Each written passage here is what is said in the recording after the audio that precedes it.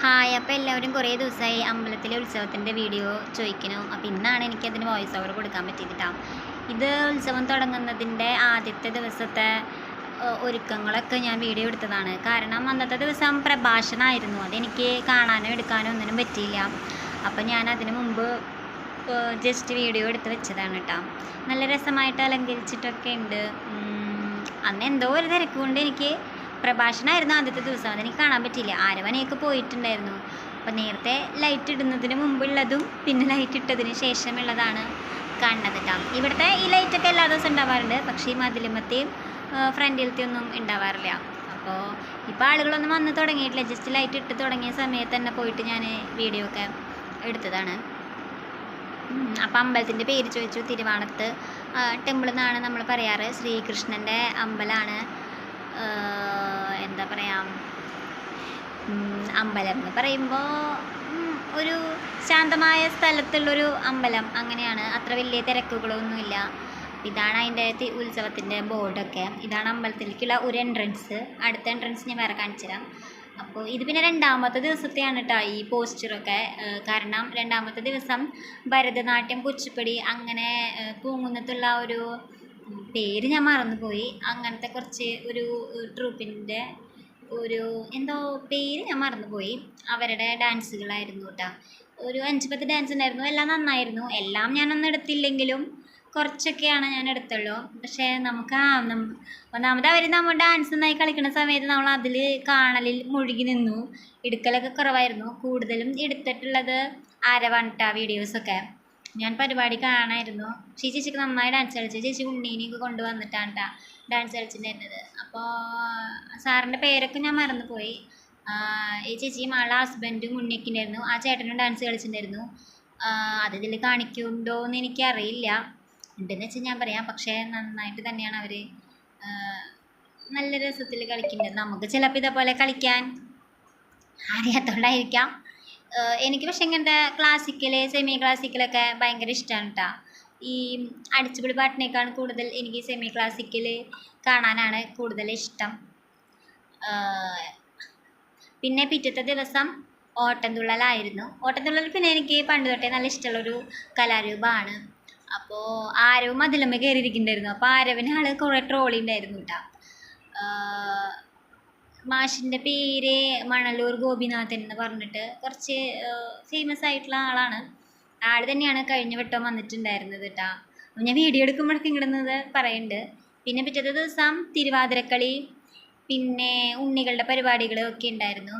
അപ്പോൾ ഒരു 3-4 തിരുവാതിര സെറ്റ് ഉണ്ടായിരുന്നു. അപ്പോൾ ഓരോ സെറ്റിൽ നിന്നും കുറേശ്ശെ ഞാൻ എടുത്തിട്ട് വീഡിയോ ഇട്ടതാണ്.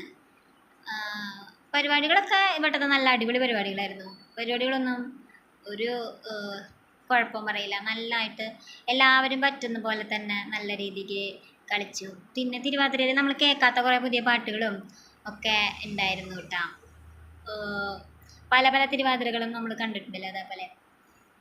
പിന്നെ നല്ല അത്യാവശ്യം പ്രായമുള്ള ചേച്ചിമാരൊക്കെ കളിച്ചപ്പോഴും നമുക്ക് വളരെ സന്തോഷം തോന്നി. കാരണം അവർക്ക് ഈ പ്രായത്തിലും ഇങ്ങനെയൊക്കെ കളിക്കാനുള്ള ഒരിത് ഉണ്ടല്ലോ എന്ന് ഓർത്തിട്ട്. പിന്നെയുള്ളത് ഈ കുഞ്ഞുമക്കളുടെ അരങ്ങേറ്റവും ഡാൻസൊക്കെ ആയിരുന്നു. അവരെല്ലാവരും നന്നായി തന്നെ കളിച്ച്. എനിക്ക് കുഞ്ഞുമക്കളുടെ ഇതേപോലത്തെ ഡാൻസുകളൊക്കെ ഭയങ്കര ഇഷ്ടമാണ്. ഞാൻ പറഞ്ഞില്ലേ, സെമി ക്ലാസിക്കൽ അങ്ങനത്തെ ഈ അടിച്ചുപൊളി ഡാൻസിനേക്കാളും എനിക്ക് പേഴ്സണലി ഇഷ്ടം ഈ എന്താ പറയുക, സെമി ക്ലാസിക്കൽ ആണ് കേട്ടോ. അപ്പോൾ അത് കാരണം വീഡിയോ എടുക്കുന്നതൊക്കെ കൂടുതലും ആരവാണ്. ഞാൻ ഈ പരിപാടികളൊക്കെ കാണാമായിരുന്നു. അപ്പോൾ അതിൻ്റേതായ കുറച്ച് ഇതുകളൊക്കെ ഉണ്ടായിരിക്കും. പക്ഷെ ഞാനെടുത്തേക്കാളും നന്നായിട്ട് ആരവ് എടുക്കുന്നുണ്ടെന്ന് തോന്നുന്നു എനിക്ക്. അങ്ങനെ അപ്പോൾ ആ ദിവസമാണ് കുറച്ച് കൂടുതൽ പരിപാടികളും കുറച്ചധികം ആൾക്കാരും ഉണ്ടായിരുന്നത് കേട്ടോ. കാരണം ഈ കുഞ്ഞുമക്കളുടെ കൂടെ വന്ന ആൾക്കാരും അങ്ങനെയൊക്കെ ആയിട്ട് ഉണ്ടായിരുന്നു. പിന്നെ ഉണ്ണികളും നല്ലതായിട്ട് തന്നെ എല്ലാവരും അവരെ കൊണ്ട് പറ്റുന്ന രീതിക്കുള്ള ഇതിൽ നന്നായി കളിച്ച്. ഈ അറ്റത്ത് നിൽക്കുന്ന കുട്ടീനെ കണ്ടപ്പോൾ എനിക്ക് ശരിക്കും എൻ്റെ അനയാളെ പോലെ തോന്നിയിട്ടാ. പിന്നെന്താ, ഇത് പിന്നെ മ്യൂസിക്കൊക്കെ ഇടാൻ പറ്റാത്തതായിരുന്നു കേട്ടോ. മ്യൂസിക്കൊക്കെ ഇട്ടിട്ട് കേൾക്കുമ്പോൾ നല്ല രസമാണ് കേട്ടോ അവർ കളിക്കണതൊക്കെ കാണാൻ വേണ്ടിയിട്ട്. ഇതെന്താ, കൃഷ്ണൻ്റെ അത് കോൽക്കളിയുടെയാണ് കേട്ടോ. ഇത് കോൽക്കളി എന്നാണ് അവർ പറഞ്ഞത്. നല്ല രസമുണ്ട് കാണാനായിട്ട്. മ്യൂസിക് ഇല്ലാത്ത കാരണം കൊണ്ട് എൻ്റെ വോയിസിൽ ഇത് പറഞ്ഞ് കേൾക്കുമ്പോൾ ചിലപ്പോൾ അത്രയും ഒരു ഇതായിട്ട് തോന്നുന്നുണ്ടാവില്ല. പക്ഷേ മ്യൂസിക് നമുക്ക് ഇടാൻ കോപ്പിറൈറ്റ് വരുമോ എന്നുള്ളത് കൊണ്ടാണ് ഇടാത്തത്. പിന്നെ പിറ്റത്തെ ദിവസം ചാക്യാർകൂത്തായിരുന്നു. ചാക്യാർകൂത്ത് അതേപോലെ ഞാൻ കുറച്ചേ കണ്ടുള്ളൂ കേട്ടോ. കാരണം എനിക്ക് തീരെ ആരവ് ഇരുന്ന് കാണണ്ടായിരുന്നു കേട്ടോ. ആരവ് ഫുള്ള് എല്ലാ പരിപാടി ഇരുന്ന് കണ്ടു കേട്ടോ.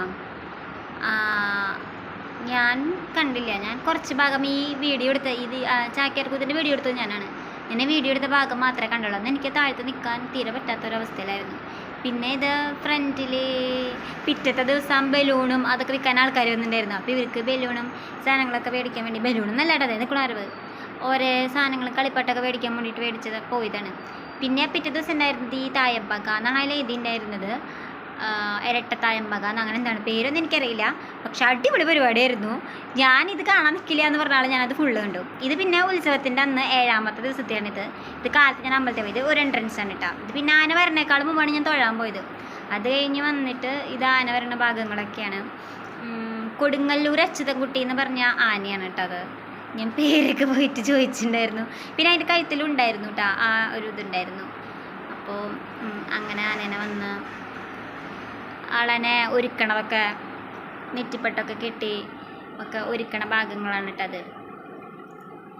അങ്ങനെ ആന കുറേ നേരം വെയിറ്റ് ചെയ്തു. ഇവർ ഇപ്പോൾ എഴുന്നള്ളിക്കുന്നു വിചാരിച്ചിട്ട് പാവം. അപ്പം ഇതാണ് തിടമ്പ്. കൃഷ്ണൻ്റെ കോലമാണ്. കൃഷ്ണനാണ് എന്ന് പറഞ്ഞല്ലോ ഞാൻ.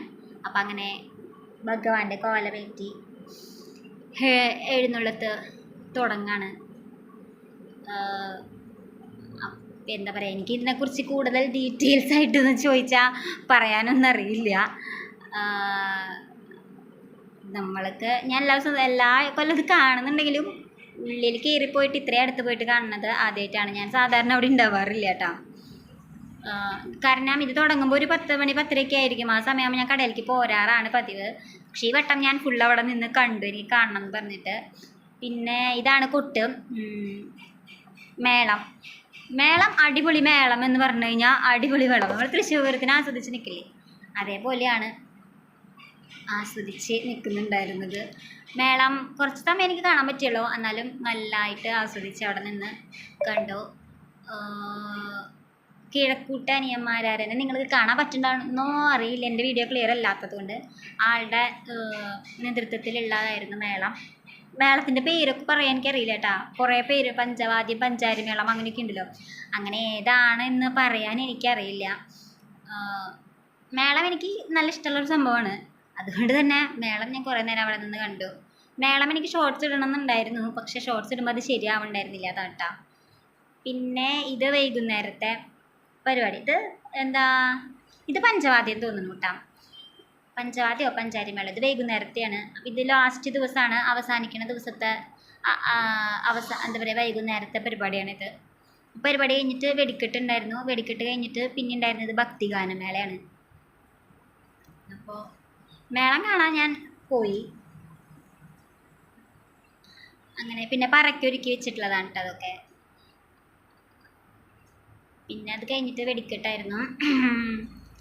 വെടിക്കെട്ട് പിന്നെ ഇത് ചെറിയ അമ്പലമായതുകൊണ്ട് അത്ര വലിയ വെടിക്കെട്ടൊന്നുമില്ല, ചെറിയ രീതിക്കുള്ളൊരു വെടിക്കെട്ട് ഉണ്ടായിരുന്നു. മറ്റേ വെടിക്കെട്ടിനേക്കാൾ കൂടുതൽ അമിട്ട് അതൊക്കെയായിരുന്നു ഉണ്ടായിരുന്നത്. സത്യത്തിൽ എനിക്ക് വോയിസ് ഓവർ കൊടുക്കാൻ ഭയങ്കര എന്താ പറയുക, എനിക്ക് പറയാറിയില്ല. എന്നെക്കൊണ്ട് പറയാൻ അറിയണ രീതിക്ക് ഞാൻ പറയണതാണ് കേട്ടോ.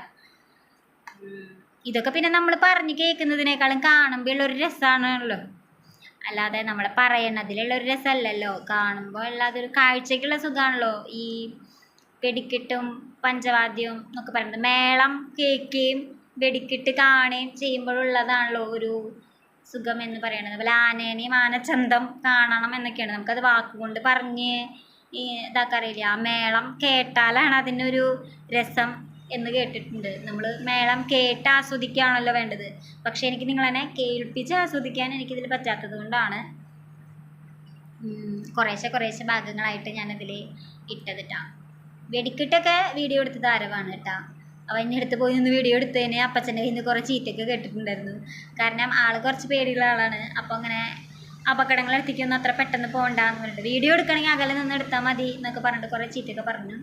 പക്ഷേ ആരവിന് പെർഫെക്ഷൻ എന്നൊക്കെ വേണമെന്ന് പറഞ്ഞിട്ട് ആള് ഫ്രണ്ടിലൊക്കെ പോയി നിന്നിട്ട് ഒക്കെ എടുത്തു. പിന്നെ അവിടെ കമ്പിത്തിരിയൊക്കെ കത്തിക്കലുണ്ടായിരുന്നു.